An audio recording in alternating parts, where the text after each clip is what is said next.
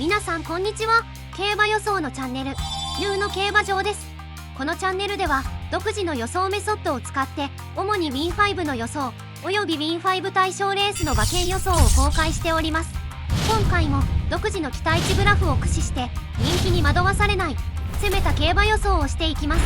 ちなみにこの予想は AI 予想ではありません。人間の予想です。ヌーの競馬場をご覧いただき、皆さんの的中に近づけたらと思います。それでは今日も一緒に競馬予想を楽しみましょう。さて、まずはヌーの競馬場独自の期待値グラフについて簡単にご説明します。出走馬のさまざまな要素を独自の予想メソッドに基づき分析しています。そしてこのデータをもとにグラフ化して期待値の高い馬を推奨候補として残します。その中から二重丸、丸、黒三角と抑え評価の馬を2頭、さらに Win5 の推奨馬をご紹介いたします。これが各馬の期待値グラフです。下から上に向かって期待値がぐんぐん上がっていきます。この赤い点線より上が1着の期待値が高い馬になります。丸印は今回と同じ距離の印になります。今回予想するレースは2024年10月6日の毎日王冠京都大商店を含む Win5 が対象になっている5つのレースです。それでは予想に移りましょう。これが京都競馬場10レース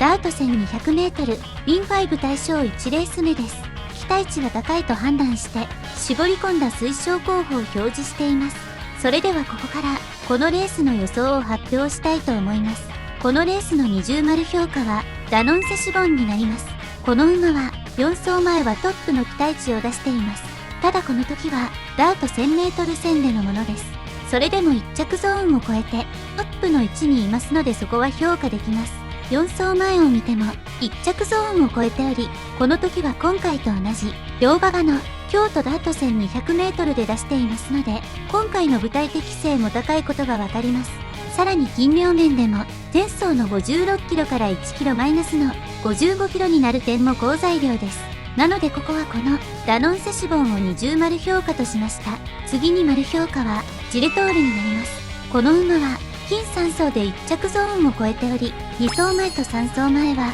今回と同舞台で超えてきています。しかもその2回とも1着です。前走は盛岡での競馬でしたが、盛岡のパワーのいる条件でも1着ゾーンを超えていますので、能力は高いと判断できます。ただ今回は斤量が 54kg から 59kg と一気に 5kg も上がる点が気になります。あと騎手も北村雄一騎手が初騎乗になりますので、そこも勝負度合いという意味で気になります。期待値を見ても1枚上を行っている印象ですが、少し不安点も抱えていますので、ここは丸評価としました。次に黒三角評価はマニバドラになります。この馬は2走前の期待値がダントツに高い期待値です。これは福島の 1150m 戦でやや重の時のものです。この馬は道割の時が圧倒的に強く、今までのダート戦での道割の時の成績は5100となんと5勝もしています。そして3着以下は1回もありません。逆に両馬場の場合は0123と1勝もできていません。明らかに違いが出ています。そして今回は両馬場想定です。そうなると期待値を上げる可能性は低いと見ています。天気は週末は晴れ予報ですが、金曜日はかなり雨が降る予報になってますので、この雨の影響が少しでも残っていれば能力も発揮できると思いますので、その点を踏まえてここはこのマニバドラを黒三角評価としました。抑え評価はパラシラーマとボナンザになります。パラシラーマは3走前以外は今回と同舞台で走っています。そして4走前は1着ゾーンを超えてきています。ただ金2走はジレトールやマニバドラにも負けており、この馬との勝負付けは済んでいる印象です。このメンバーが相手だと勝ち切るという面では厳しいと思いますが、それでも期待値としては高めの位置で安定はしていますし、大きく落とす要素も少ないと思いますので、ここは抑え評価としました。もう1頭のボナンザは5走前からこの舞台をずっと使ってきています。3走前で1着ゾーンを超えていますが、そこから少しずつですが下降傾向です。着順は3着2着1着と上げてきていますが、期待値は下降傾向にありますので、相手に恵まれていた可能性があります。実際に3 3走前の1着ゾーンを超えた時はドンアミティエに 0.3 秒差で負けています。他の馬と比較しても少し劣っている印象です。それでもこの期待値なら十分勝負可能と見て、ここはこのボナンザを抑え評価としました。以上が京都10レースの期待値評価になります。それじゃあ馬名と人気をまとめてもらいましょう。それでは京都競馬場10レースの予想をまとめます。抑え評価、パラシュラマ現在3番人気、ボナンザ現在1番人気、黒三角評価、マニバドラ現在2番人気、丸評価、ジレトール現在4番人気、二重丸評価、ダノンセシゴン現在6番人気。ここまでが予想の印になります。続いて E5 バー候補の馬名を見ていきます。 E5 バー候補、ここはダノンセシゴン、ジレトールの2頭で勝負します。以上が京都10レースの予想になります。次に予想するレースは東京競馬場10レース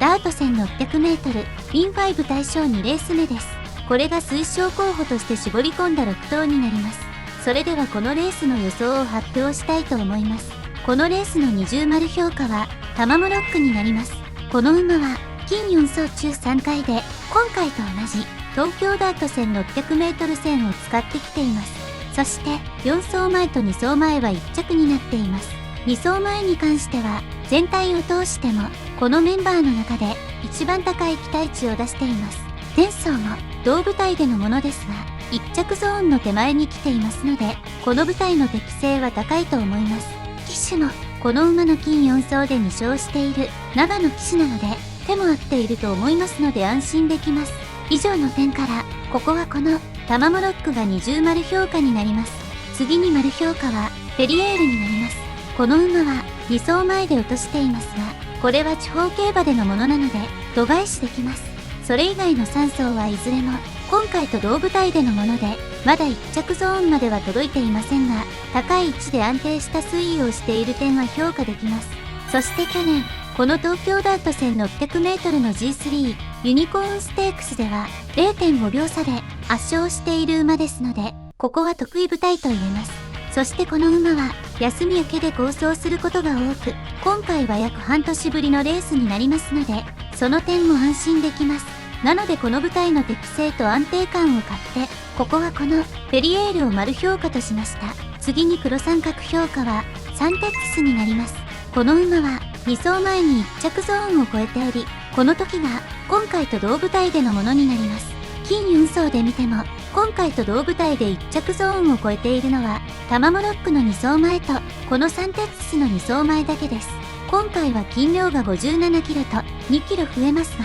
この馬は540キロ近い大型馬なのでそこまで影響はないと思います。このメンバーの期待値を見てもほとんど差のない位置なので、そこで差が出るとしたら騎手のさばき次第の可能性はあります。そしてこの馬に騎乗するのはルメール騎手なので、その点はプラスに働くと思います。なのでここはこのサンテックスを黒三角評価としました。抑え評価はアクションプランとサトノルフィアンになります。アクションプランはだいぶフラットな推移をしていますが、いろんな条件で走ってもこの安定した推移を出していますので、そこは安心できますし、2走前は今回と同舞台でのものですので、この位置なら十分チャンスはあると思います。この馬は休み明けで好走することも多いので、今回は約3ヶ月ぶりになりますが、その点でもここで期待値を下げる可能性は低いと見ています。ただ1着ゾーンに届いていない点は気になりますので、ここは抑え評価としました。もう1頭のサトノルフィアンはタマモロックやサンテックスと同じような推移をしています。ただこれは全て 1400m 線でのもので、今回は約1年ぶりの 1600m 線になります。前回この舞台は8着7着4着と着順は上げてきていますが、成績としてはいまいちですので、その点が不安点としてあります。それでも今年に入って 1400m 線だけを使っていますが、成績はいいですし期待値も高い位置にいますので、今年で成長している可能性も考えられます。なのでその点も加味してここは抑え評価としました。以上が東京10レースの期待値評価になります。それじゃあ馬名と人気をまとめてもらいましょう。それでは東京競馬場10レースの予想をまとめます。お採評価、アクションプラン。現在7番人気、サトノルフィアン。現在1番人気、黒三角評価、サンテックス。現在4番人気、丸評価、ペリエール。現在2番人気、二重丸評価、タマモロック。現在5番人気。ここまでが予想の印になります。続いてミーファイバー候補の馬名を見ていきます。ミーファイバー候補、ここはタマモロック、ペリエール、サンテックスの3頭で勝負します。以上が東京10レースの予想になります。次に予想するレースは新潟競馬場11レースダート 1800m ビン5対象3レース目です。これが推奨候補として絞り込んだ6頭になります。それではこのレースの予想を発表したいと思います。このレースの二重丸評価はピースオブザライフになります。この馬は2走前が一番高い期待値ですが、この時は今回と同じ新潟ダート 1800m 戦でのものです。今回のメンバーでこの舞台を経験している馬はこのピースオブザライフだけです。同舞台を経験している点も強みですし、その時は 0.2 秒差の4着でしたので適正としても問題ないと思います。前走は重馬場が影響して期待値は少し下げていますが、ダートに転向してからは好成績を残してますので、ここでも自身の一番高い条件ですし、その点からもここはこのピースオブザライフを二重丸評価としました。次に丸評価は里のアイオライトになります。この馬は他の馬とそこまで差のない期待値をしていますが、唯一まだ3歳です。3歳の時点で他のメンバーと互角の推移に来てますので、その点は評価できます。そして3歳牝馬なので今回54キロの斤量になりますし、その点でも有利です。この馬の脚質は前目につけるタイプで、このレースの高走脚質にも合っていますので、ここでもしっかり能力を発揮できると見ています。現在2連勝中で勢いもありますが、今回は3勝クラスの初戦で他の馬も同等の期待値にいますので、ここでクラスの壁に当たる可能性も考えられます。なのでここはこの里のアイオライトを丸評価としました。次に黒三角評価はクイーンズミモザになります。この馬は1着ゾーンには届いていませんが、他の馬もほとんど1着ゾーンに届いていないメンバーです。このクイーンズミモザは4走前だけで見るとこのメンバーの中で一番高い期待値に来ていますし、その時は今回と同距離でのものなので、この距離の適性はあると思います。全体的に安定した推移ですし、前走でも 1800m 戦で高めの期待値に来ています。ただこのレースの高走脚質は逃げや先行馬に有利なレース傾向があり、この馬は追い込み脚質なので脚質的に向いていない可能性があります。それでも期待値は安定している点を見ても最後の足は使ってこれると見ています。なのでここはこのクイーンズミモザを黒三角評価としました。抑え評価はフェブランシュとサンカルパになります。フェブランシュは前走で1着ゾーンを超えていますが、これは重馬場の東京戦 600m でのものです。今回はさらに 200m の延長になりますし、両馬場想定ですので、ここはさらに上昇するのは難しいと見ています。前走以外は全て 1800m 戦でのものですが、そこまで高い期待値でもありません。今までは 1800m 戦で勝ち上がってきていましたが、期待値を見てもこのクラスになってくると厳しい位置になっています。初の新潟の舞台にもなりますし、その点からもここは抑え評価としました。もう1頭のサンカルパは今回が初めてのダート戦になります。今回の条件に合わせて算出した期待値ですが、このサンカルパは芝レースしか走っていないにもかかわらず、他の馬とそこまで差のない期待値を推移できていますので、ダートの適性はあると思います。脚質的には後方一気のタイプで合っていませんが、この推移ならなんとか勝負できるだろうと判断して、ここは抑え評価としました。以上が新潟11レースの期待値評価になります。それじゃあ馬名と人気をまとめてもらいましょう。それでは新潟競馬場11レースの予想をまとめます。抑え評価、フェブランシェ現在2番人気、サンカルパ現在7番人気、黒三角評価、クイーンズミモザ現在5番人気、丸評価、里のアイオライト現在1番人気、二重丸評価ピースオブザライフ現在4番人気。ここまでが予想の印になります。続いて B ファイバー候補の場面を見ていきます。 B ファイバー候補、ここはピースオブザライフ、里のアユライトの2頭で勝負します。以上が新潟11レースの予想になります。次に予想するレースは京都競馬場11レース芝 2400m ビーン5対象4レース目京都大商店 G2 です。このレースは逃げ馬には不利なレース傾向があります。両馬場を想定して算出しています。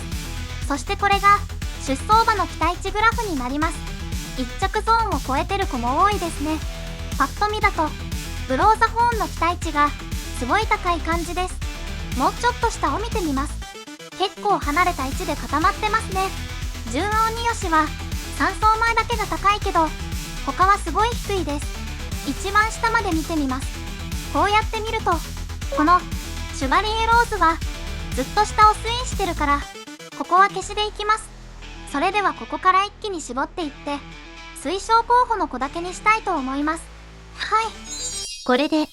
推奨候補として6頭が残りました。それではここから京都大商店の予想を発表したいと思います。このレースの二重丸評価はブローザホーンになります。この馬は3走前の阪神大賞典で3着だった時は落としていますが、それ以外は全て1着ゾーンを超えてきています。去年のこのレースは心房細動が起きてしまい途中で競争を中止していますが、その次走になる4走前の日経新春杯では今回と同じ舞台で1着ですし1着ゾーンにも届いています。この馬は京都の舞台が得意で競争中止を除けば3勝と2着が1回とかなり優秀です。期待値も金2走ともトップの位置ですし、ここはこのブローザホーンを二重丸評価としました。次に丸評価はプラダリアになります。なんといってもこの馬は去年の勝ち馬です。なので適正などは問題ありませんし、期待値の推移を見ても前走の宝塚記念で4着の時にしっかり1着ゾーンを超えて高い位置をマークできています。騎手も去年と同じく池添騎手です。去年は新潟記念を走ってこのレースに挑んでいますが、今年は宝塚記念からそのまま挑んでくる点からも去年以上に準備は整っていると思います。期待値を見てもまだまだ上位だと思いますし、ここはこのプラダリアを丸評価としました。次に黒三角評価はスマートファントムになります。この馬は徐々に期待値が上昇しており前走で1着ゾーンも超えています。前走の天皇賞春では14番人気でしたが1着から 0.4 秒差の4着に来ており本格化してきていることがわかります。上がりに関しても9戦連続で3位以内にまとめていますし、前走の天皇賞春でも2位です。前走で1着ゾーンを超えている点からもこの状態が維持できていれば十分勝てる位置まで来ています。なのでこの上昇度と勢いを買ってここはこのスマートファントムを黒三角評価としました。抑え評価は KI サンデラとジューンアオニヨシになります。 KI サンデラは4走中3回で1着ゾーンを超えています。しかも3走前は今回と同じ舞台でのものです。4走前も距離は 2400m 線で1着ゾーンに届いているのでこの距離はかなり適正が高いと判断できます。このレースは逃げ馬に不利なレース傾向があり、この KI サンデラは逃げて結果を残している点からも今回逃げる可能性があります。そうなると不利な客室になってしまうのでそこが不安点としてあります。それでも1着ゾーンを3回も超えているのはブローザホーンとこの KI サンデラだけですし、不利な客室でもこの能力があればなんとかカバーできると判断して KI サンデラを再評価としました。もう1頭のジューンアオニヨシは3走前で1着ゾーンを超えていますが、この時は今回と同舞台でのものです。なので今回の京都の 2400m の条件は得意条件と言えます。さらにこの馬は京都の成績が良く4021で勝率 57.1%、副勝率 85.7% と優秀です。それでも金4走で見ると3走前以外はかなり低い期待値です。今回は得意条件だと思いますが前走の位置も結構低い位置ですし、ここで上昇できても馬券内までがやっとだと思いますのでここは抑え評価としました。以上は京都11レースの期待値評価になります。それじゃあ馬名と人気をまとめてもらいましょう。それでは京都競馬場11レースの予想をまとめます。抑え評価 KI サンデラ現在7番人気、十運鬼吉現在9番人気、黒三角評価スマートファントム現在6番人気、丸評価プラダリア現在3番人気、二重丸評価ブローザホーン現在1番人気。ここまでが予想の印になります。続いて B ファイバー候補の馬名を見ていきます。 B ファイバー候補、ここはブローザホーン1頭で勝負します。以上が京都大商店の予想になります。最後に予想するレースは東京競馬場11レース芝 1800m イン5対象5レース目毎日王冠 G2 です。このレースは追い込みまでも逃げ馬でも来てるし客室はフラットな感じです。そして前走が安田記念組の構想が目立つレースです。そしてこれが出走馬の期待値グラフになります。全体で一番高いのは4走前のヤマリンサルバムですね。でもそこからだいぶ下げてます。もうちょっと下を見てみます。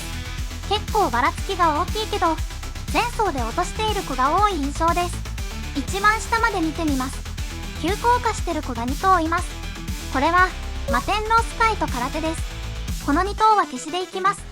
それではここから一気に絞っていって推奨候補の子だけにしたいと思います。はい、これで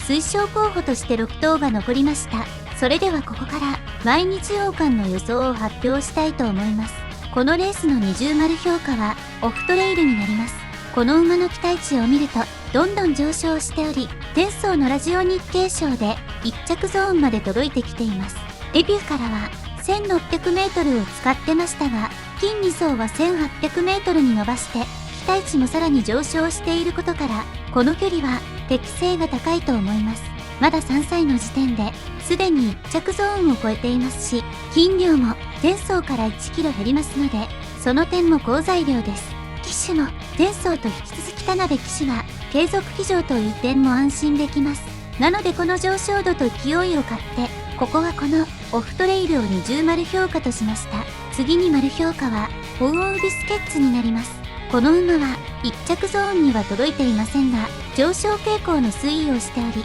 着順を見ても現在2連勝中で勢いもあります。前走の函館記念に関しては2着からは 0.6 秒差の圧勝でしたし、騎手もその時に乗っていた岩田康成騎手が継続騎乗になる点もプラスです。現在2連勝中でも今回は約2ヶ月半空けて臨めますので、疲れもないと思いますし、流れとしてもいいと思います。なのでこの上昇度と無理のないレース感覚も含めて、ここはこのフォーオービスケッツを丸評価としました。次に黒三角評価はローシャムパークになります。この馬は3走前でだいぶ落としていますが、これは香港カップで8着のものなので、ある程度は度外視できます。そこからしっかり期待値も戻してきています。過去に東京芝 1800m は2回経験していますが、その2回とも1着なので、この舞台の適性は高いと思います。期待値を見ても復調傾向ですし、今回は実績のある得意舞台となれば、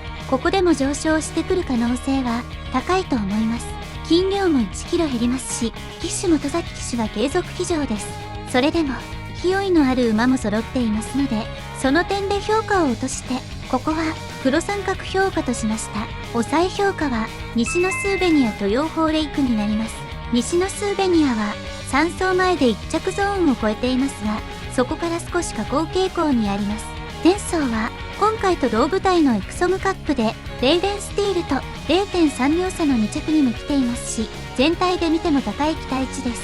1600m 戦だと最後の上がりも上位でしたが、1800m になると上がりが使えなくなっている点からも、この 1800m の距離はギリギリだと思います。それでも3走前はこの推奨候補の中では一番高い期待値を出せています。なのでその点を考慮してここは抑え評価としました。もう1頭の養蜂レイクは前走の鳴尾記念で1着だった時に1着ゾーンを超えています。ただデビュー戦以降は全て 2000m 以上の距離を使っている点からも、今回の 1800m は少し短く感じる可能性があります。現在6歳という点でも、ここからさらに上昇する可能性も低いと思います。前走で1着ゾーンを超えている点は評価できますが、今回はデビュー戦以来の 1800m 戦ですし、グラフをよく見ると前走以外はそこまで高い期待値でもありません。なのでその点からここは抑え評価としました。以上が東京11レースの期待値評価になります。それじゃあ馬名と人気をまとめてもらいましょう。それでは東京競馬場11レースの予想をまとめます。抑え評価、西のスーベニア現在9番人気、ヨーホレイク現在6番人気、黒三角評価、ローシャムパーク現在1番人気、丸評価、鳳凰ビステッツ現在5番人気、二重丸評価、オフトレイル現在7番人気。ここまでが予想の印になります。続いてミンファイバー候補の馬名を見ていきます。ミンファイバー候補、ここはオフトレイル、鳳凰ビステッツ、ローシャムパークの3頭で勝負します。以上が毎日王冠の予想になります。以上が今回の予想になります。もちろん競馬は予測不能な要素も多く含まれていますので、必ずしも的中するものとは限りません。それでも私たち独自の予想メソッドに基づいて厳選された馬たちですので、ぜひ参考にしていただければと思います。今後もヌーの競馬場から予想を配信していきますので、ぜひチャンネル登録といいねの評価をいただけたら幸いです。ご視聴いただき誠にありがとうございました。次回の予想もお楽しみに。